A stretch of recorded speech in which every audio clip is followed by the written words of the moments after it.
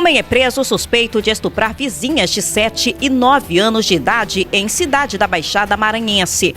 Um homem foi preso nesta quinta-feira, dia 16, na cidade de Santa Helena, suspeito de estuprar duas crianças de 7 e 9 anos. As vítimas eram vizinhas do acusado. A prisão foi comandada pela Polícia Civil por meio da Delegacia de Polícia em cumprimento ao mandado de prisão preventiva oriundo da Vara Única da cidade contra o acusado pelo crime de estupro de vulnerável praticado contra as duas crianças. Segundo a polícia, no dia 10 deste mês, as mães das menores compareceram na delegacia, denunciando os abusos sexuais cometidos por seu vizinho. Diante da gravidade dos fatos, foi feita a representação pela prisão preventiva do investigado, sendo expedido o competente mandado. Após levantamentos, a equipe de investigação e captura da delegacia conseguiu localizar e efetuar a prisão do mesmo. Após as formalidades legais, o preso foi encaminhado à unidade prisional, onde permanecerá à disposição do Poder Judiciário.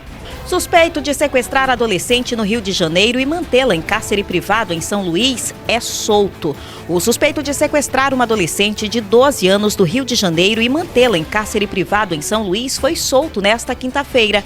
Eduardo da Silva Noronha está sendo monitorado por meio de tornozeleira eletrônica, segundo informações do delegado da Polícia Civil, Marconi Matos. O suspeito não pode deixar a cidade nem entrar em contato com a vítima ou parentes dela. Eduardo havia sido preso na noite de terça-feira, dia 12, depois que a vítima conseguiu pedir socorro ao utilizar o Wi-Fi de uma loja. Segundo informações policiais, o jovem levou a menina para comprar roupa, momento em que ela conseguiu acessar uma conta no Instagram e pedir por ajuda para sua irmã. Foram 3 dias de buscas na capital maranhense até a localização da jovem e a prisão de Eduardo. Peritos não encontraram sinais de conjunção carnal. A defesa de Eduardo ainda deve ser intimada. O caso é investigado pela Delegacia de Proteção à Criança e Adolescente em conjunto com a Polícia Civil do Rio de Janeiro.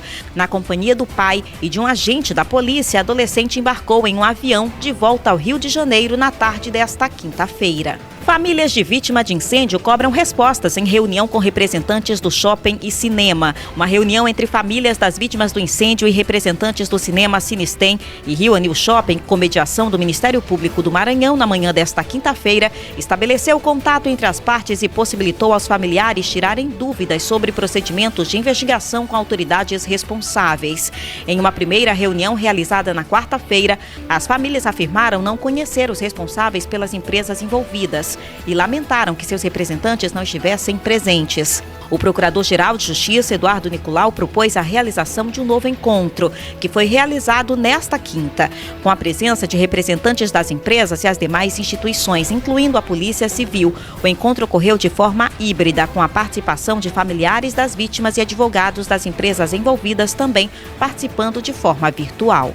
O advogado Marco Antônio Silva Costa, pai de Marco Antônio Silva Costa Júnior, que foi vítima de queimaduras e ainda está internado, cobrou o empenho das autoridades para evitar que o caso termine sem a punição dos responsáveis. No caso da Boate Kiss, no Rio Grande do Sul, nem todas as pessoas foram responsabilizadas. Nós não queremos que isso aconteça no Maranhão. Não foi um acidente, sim uma tragédia anunciada. Queremos a criminalização dos responsáveis e somente a prática exemplar de punição para evitar outras tragédias e mortes, afirmou o pai da vítima. 7 pessoas são presas no Maranhão suspeitas de integrar organização criminosa que roubou a aeronave no Piauí. A Polícia Civil do Maranhão, em apoio ao Departamento de Repressão ao Crime Organizado da Polícia Civil do Piauí, deu cumprimento a 7 mandados de prisão temporária e 12 de busca e apreensão contra suspeitos de integrar uma associação criminosa atuante na aquisição de armamentos, gerenciamento financeiro e logístico do grupo, adulteração da aeronave roubada e aquisição de combustível de aviação. Os mandados foram cumpridos nesta quarta-feira, dia 15, e quinta-feira, dia 16. De acordo com a polícia, a operação foi realizada de forma simultânea nos estados do Piauí, Maranhão, Pernambuco e Mato Grosso.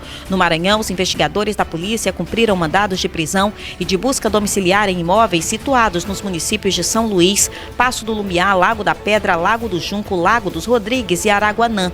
Na cidade de Araguanã, no Maranhão, os investigadores deram cumprimento ao mandado de prisão temporária contra uma mulher suspeita de participar do roubo de um avião monomotor em um aeroclube da cidade de Teresina, registrado no dia 14 de janeiro deste ano. Segundo as investigações, a aeronave, que foi recuperada no estado do Mato Grosso, teria como destino a Bolívia, onde seria usada por traficantes. Ainda segundo a polícia, com base nas investigações, todos os investigados que foram presos na região metropolitana de São Luís possuem vínculo com o aeroporto Coronel Alexandre Raposo, em Passo do Lumiar, na Grande Ilha. De acordo com a polícia, eles foram os responsáveis por adulterar a aeronave para que ela pudesse ir para a Bolívia sem levantar suspeitas. Entre os 7 presos no Maranhão está uma família com uma longa ficha criminal. Como resultado preliminar, a ação batizada de Operação Cessna conseguiu prender 17 pessoas nos 4 estados alvos da operação. Polícia Federal realiza Operação Baluarte em Bacabal. A Polícia Federal cumpriu na cidade de Bacabal mandado de busca e apreensão e realizou a prisão preventiva de investigado na prática de fraudes ao auxílio emergencial, benefício criado para auxiliar a população com dificuldades financeiras em razão da pandemia da Covid-19. Foram decretadas ainda medidas de sequestro de bens e bloqueio de valores para ressarcimento do prejuízo ocasionado aos cofres da União em virtude da fraude realizada, cujo montante total será apurado posteriormente com o prosseguimento da investigação. O nome da operação faz alusão ao imóvel em que reside o investigado, edificação cercada de modernas câmeras de vigilância e com estrutura diferenciada quando comparada às demais residências do local, figurando como uma espécie de fortaleza onde se escondia o alvo. O responsável pela fraude está sendo investigado pela prática de crime de furto qualificado mediante fraude, lavagem de dinheiro e falsidade ideológica, cujas penas máximas podem atingir 23 anos de reclusão. Além de diversos documentos falsificados e instrumentos utilizados para a falsificação, foram apreendidos na casa do investigado R$ 302.335 em espécies sem declaração de origem lícita, 129 munições calibre 38 sem a devida autorização legal, araras e pássaros da fauna silvestre, desacompanhados de autorização, licença ou permissão da autoridade competente. Tais crimes ensejaram ainda a prisão em flagrante do investigado pelos crimes de posse ilegal de munição de uso permitido e utilização de espécies da fauna silvestre sem a devida autorização. Brandão repudia insinuações de Eduardo Bolsonaro sobre Flávio Dino. O governador do Maranhão, Carlos Brandão, repudiou na noite desta quinta-feira insinuações feitas pelo deputado federal Eduardo Bolsonaro a respeito do que teria motivado a visita do ministro da Justiça e Segurança Pública à favela Nova Holanda, inserida no complexo da Maré. Eduardo propôs investigar o nível de envolvimento de Dino com o crime organizado, uma vez que o socialista entrou na favela sem escolta e sem trocar tiros com traficantes. O caso ganhou forte repercussão na mídia. Foi justamente depois disso que o governador do estado se posicionou sobre o fato e saiu em defesa do aliado político. Repudia o ataque infundado ao ministro Flávio Dino feito por representantes da extrema-direita. É preciso reforçar que em todas as comunidades há pessoas honestas e dispostas a construir um futuro melhor. O bom governo se faz próximo de quem realmente precisa, escreveu. Flávio Dino já havia se manifestado sobre o tema. Ele disse que vai propor ações contra quem o acusou de articulação junto ao crime organizado. Diante do discurso absurdo sobre visita que fiz a uma entidade comunitária na favela da Maré, em respeito à imensa maioria da gente honesta que lá reside, irei propor ações e representações. Não admito agressões covardes contra pessoas pobres e farei mais visitas às comunidades, declarou.